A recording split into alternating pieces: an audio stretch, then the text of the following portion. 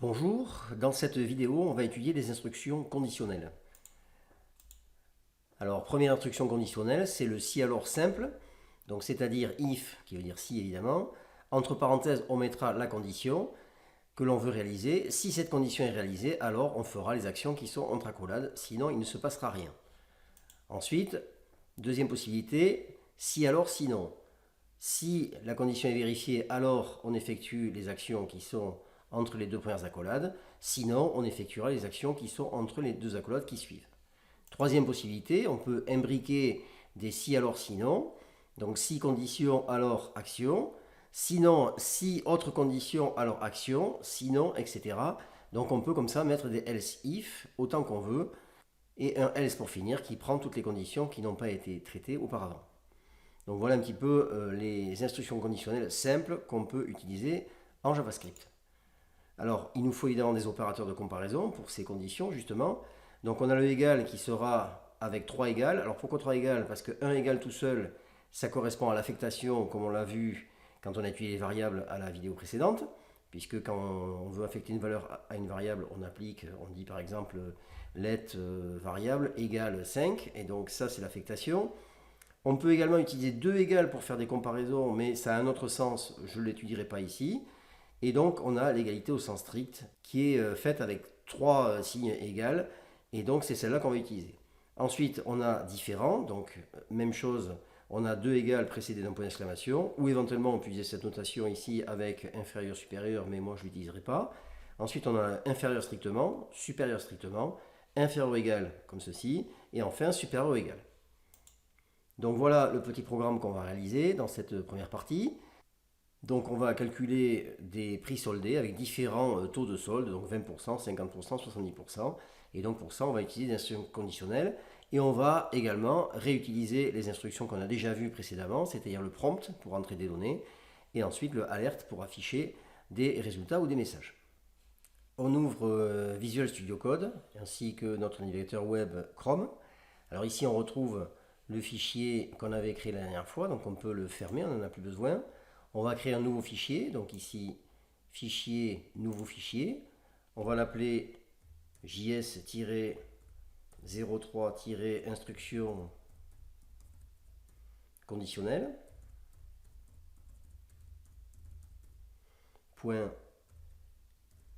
.js. On valide. On l'enregistre dans notre dossier JavaScript à la suite des autres fichiers, donc créer un fichier, et on se le retrouve ici. Ensuite, clic droit, copier le chemin d'accès relatif, on va dans index et on remplace notre ancien fichier par le nouveau,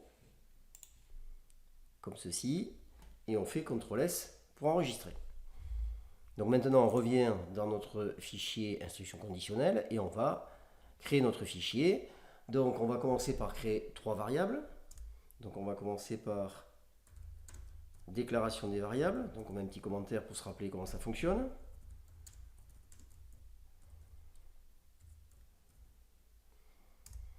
Alors première variable, on va l'appeler code solde.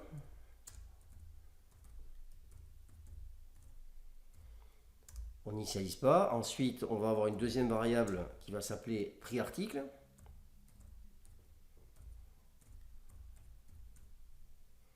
Non initialisé aussi. Et enfin, on aura une troisième variable qui s'appelle prix soldé. Donc prix solde en fait, puisqu'on n'a pas d'accent. Et qu'on initialise à 0 pour se rappeler qu'on peut aussi initialiser facilement des variables si on veut en mettant le égal et une valeur derrière. Alors ensuite, on va demander à l'utilisateur d'entrer les données, c'est-à-dire on va lui demander d'entrer le prix de l'article et le code solde. Donc ici, on va mettre un petit commentaire également. Donc entrée des données. Alors d'abord le prix article.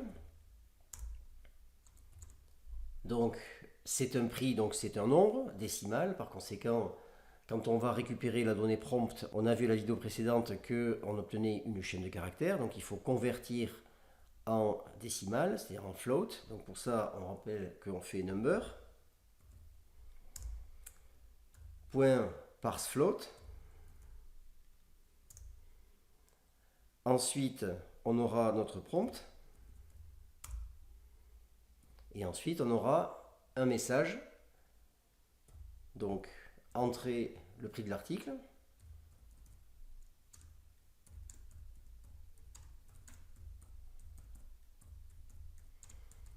En euros.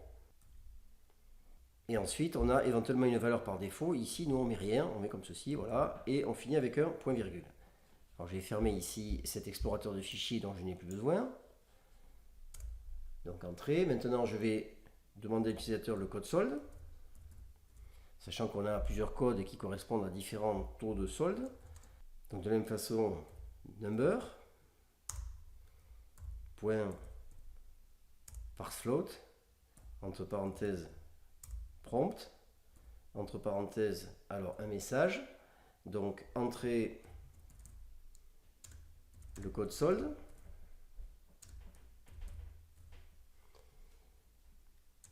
Donc, on aura 1 pour moins 20%, 2 pour moins 50%,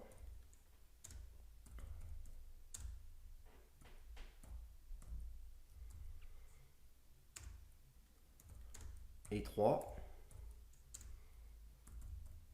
pour moins 70%.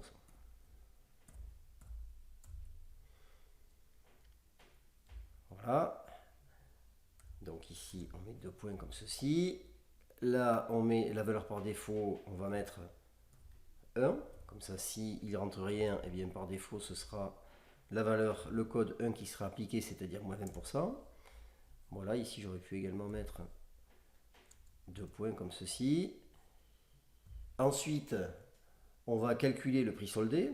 Donc ici, un commentaire calcul du prix soldé.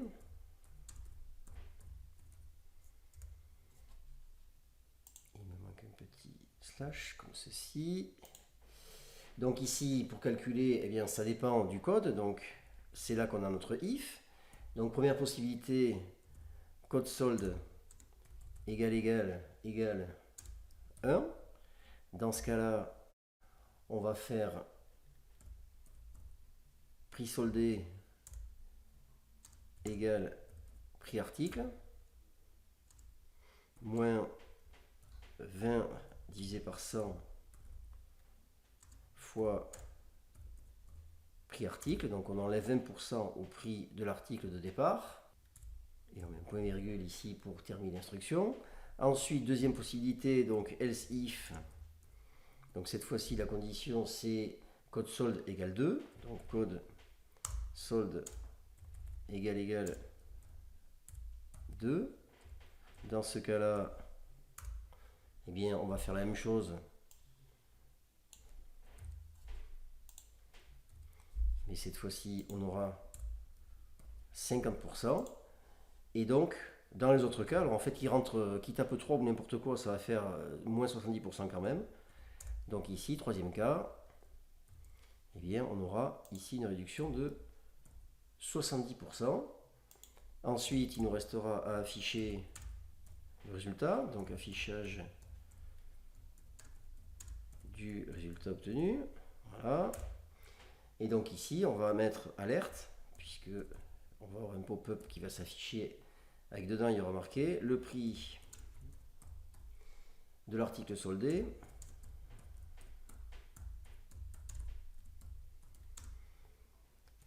et donc ici, on va rajouter un plus pour concaténer avec le prix solde. Donc ici, on va mettre prix solde.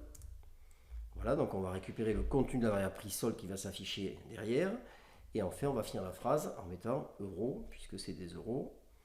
Donc, euro comme ceci, avec un point pour finir la phrase. Et enfin, un point virgule pour finir notre instruction. Donc, on peut enregistrer ça, donc CTRL S. Ensuite, maintenant, on va regarder ce que ça donne. Donc, on va dans Index. On va ici lancer Go Live Server. Voilà, donc c'est parti. Alors, entrer le prix de l'article. Donc, on va prendre 100 pour vérifier que ça marche bien. Donc, OK. Ensuite, entrer le code solde. Vous voyez que j'ai 1 par défaut. On va mettre 2. OK. Le prix de l'article est 50 €. Effectivement, on a bien une réduction de 50% puisque 100 € réduit de 50%, ça fait 50 €. Donc, voilà pour notre petit programme avec des instructions conditionnelles. Voilà le script complet qui est ici, comme ceci, on voit tout. Voilà, donc ça c'est la première façon de faire des instructions conditionnelles. Alors évidemment, quand il y a beaucoup de cas différents, eh bien on va utiliser une autre technique qui est plus pratique, qui sont les branchements conditionnels. Alors si on a beaucoup de cas étudiés, avec différentes valeurs possibles, eh bien on va utiliser l'instruction switch. Ici, on mettra le nom d'une variable qui va en prendre différentes valeurs, donc valeur 1, 2, 3, etc., autant qu'on veut. Et donc, à chaque fois, le case, donc le cas où c'est la valeur 1, on fera tel bloc d'instruction. Le break sert simplement à sortir ensuite du bloc d'instruction, c'est-à-dire qu'une fois qu'on fait le break, on sort ici de l'accolade et donc on continue les instructions qui sont après le bloc. C'est pour éviter de faire tous les cas les uns derrière les autres, parce que si on ne met pas le break, eh bien une fois qu'on a fini les instructions ici, on va enchaîner avec le 2, le 3, etc. et c'est pas ce qu'on veut. Donc c'est pour ça qu'à chaque fois on a ce break qui nous permet de sortir du bloc d'instruction et de continuer le programme. Donc K valeur 1, K valeur 2, etc., etc.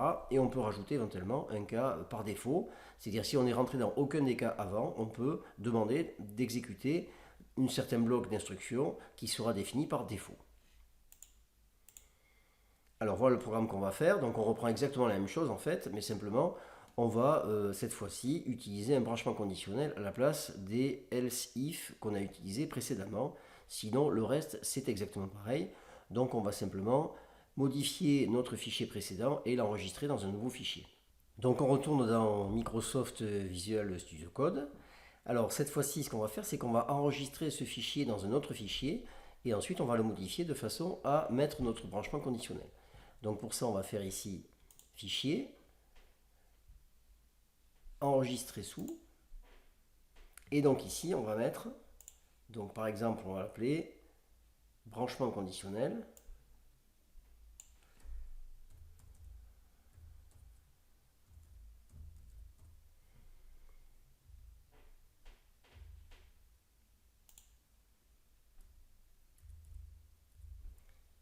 Voilà comme ceci, et on enregistre.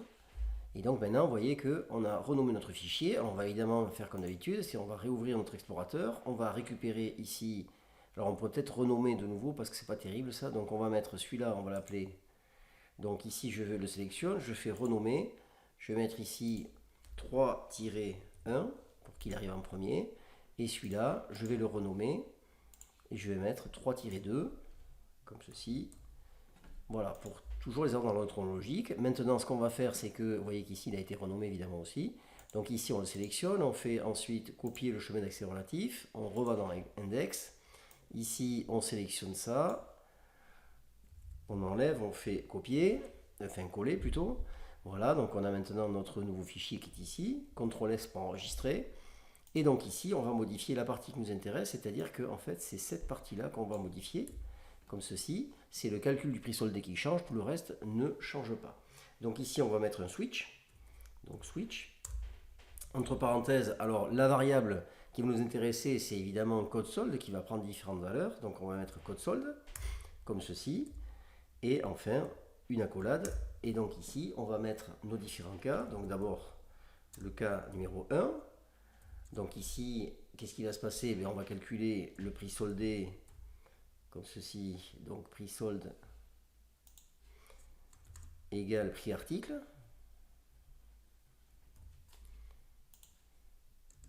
Moins 20% de prix article. Donc c'était le premier cas qu'on a vu précédemment. Donc moins 20 divisé par 100 fois